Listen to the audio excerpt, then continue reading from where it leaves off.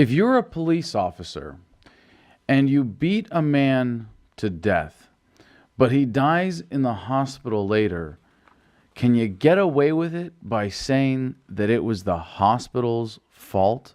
Apparently, that's what Officer Ramos is trying to do. His lawyer is claiming that it was the medics at St. Jude Medical Center that treated Kelly Thomas, the 37-year-old homeless schizophrenic who was killed by police officers just last year.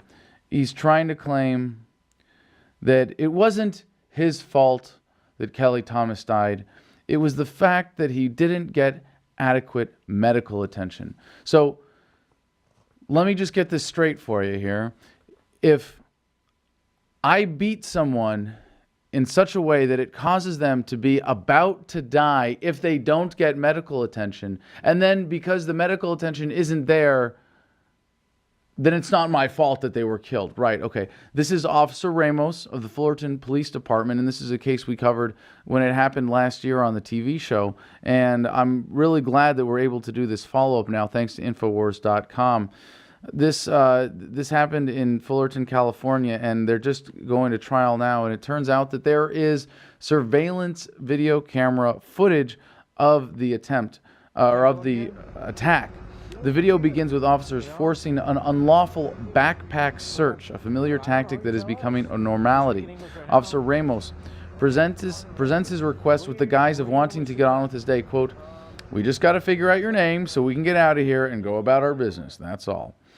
3 minutes into the video, it's evident Ramos was just looking for an excuse to start a fight. Officer Ramos can be heard muttering obscenities to Thomas while putting on latex gloves. No, keep my fist.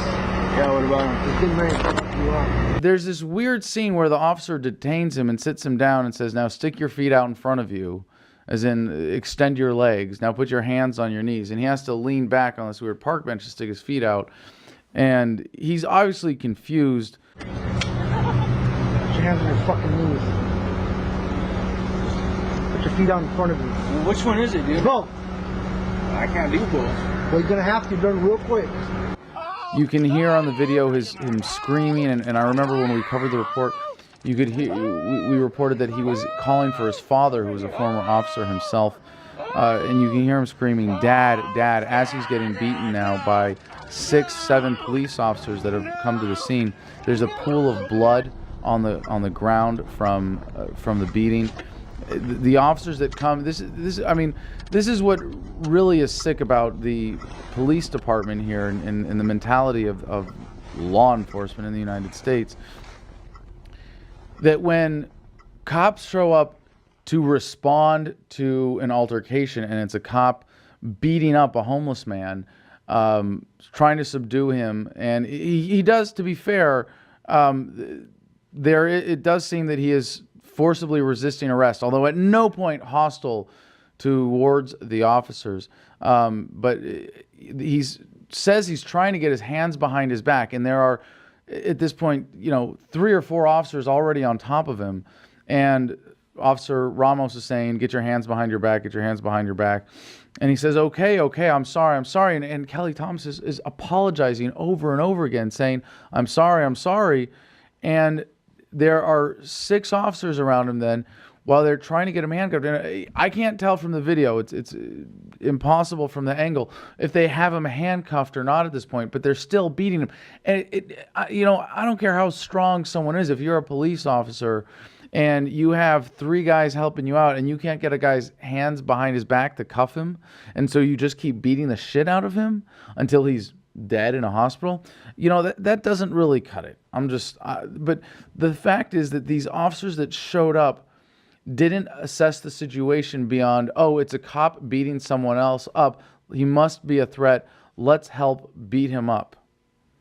And that's the other officers that come to the scene don't come in and rush down and get on top of him and properly subdue him with force to put his hands behind his back and handcuff him. No, they help Officer Ramos beating him. They're kicking him, kneeing him, and that's what's so fucked up here. There are only 2 officers that are being charged.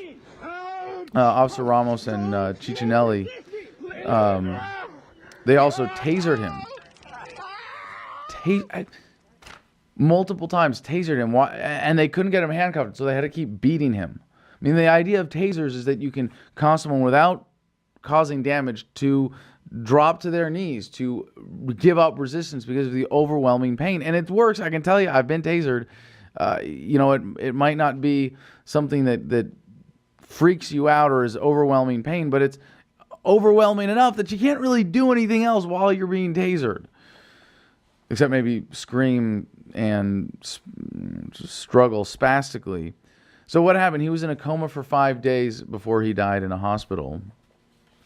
And I think it's important to call attention to this story and stories like this, because there is an increasing trend in police abusing their powers. And it happens at the cultural level. It's not just at the systemic level. It's not just because of the law, although that's the premise for it. The reason it happens is the culture, that it's considered acceptable, and police are generally not held accountable for their actions. So that's why I'm really glad that this case is going to trial, that this case is hopefully going to get some accountability for the officers involved. But the excuse, Ramos's lawyer is claiming it was the medics at St. Jude Medical Center that treated Thomas that were ultimately responsible for his death, right? It couldn't be that ordeal and that beating that we put him through that put him in the hospital in the first place. It was the hospital workers that caused his death. However, Dr. Michael Lakawa, a chief trauma surgeon at UCI, where Thomas was later transferred under questioning,